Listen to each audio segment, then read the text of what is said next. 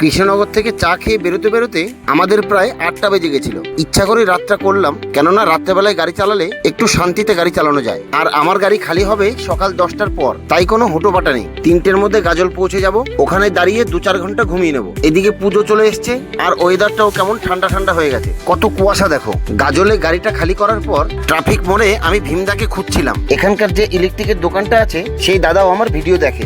এই দাদা আমাকে দেখে চিনতে পেরে গেছে। এই দাদা ইলেকট্রিক মিস্ত্রি। গাজল ট্রাফিক মোড়ের একটু আগেই বাঁদিকে এই দাদার দোকান। আর এই ভীমদাকে তো তোমরা সবাই চেনোই। কিছুক্ষণ দাদাদের সাথে গল্প করলাম, এবার আমার বেরোতে হবে। আজকে এখান থেকে খালিই যাব, কেননা কোনো লোড পাইনি। গাজল থেকে বেরিয়ে কিছু দূর আসার পর এই বাসটাকে দেখে আমি ভিডিও না করে আর পারলাম না। এই কারণেই ছোট ছোট গাড়িগুলোর ভাড়া কমে গেছে। হয়তো এই বাস মালিক যদি আমার ভিডিওটা দেখে উনি আমার ওপর রাগ করতে পারে, কিন্তু দাদা রাগ করলে হবে না। আপনার তো এটা প্যাসেঞ্জার বওয়ার গাড়ি। আমার নিজে চোখে দেখা একটা বাস স্ট্যান্ড থেকে একটা ছোট হাতি 2টো প্যাসেঞ্জার তুলেছিল।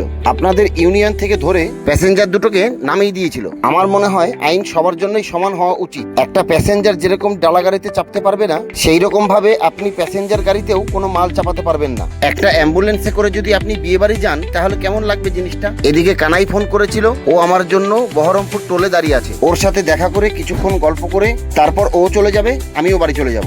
আজকের মতো এইটুকুই। আবার দেখা হবে সামনের ভিডিওতে। Tata, bye bye.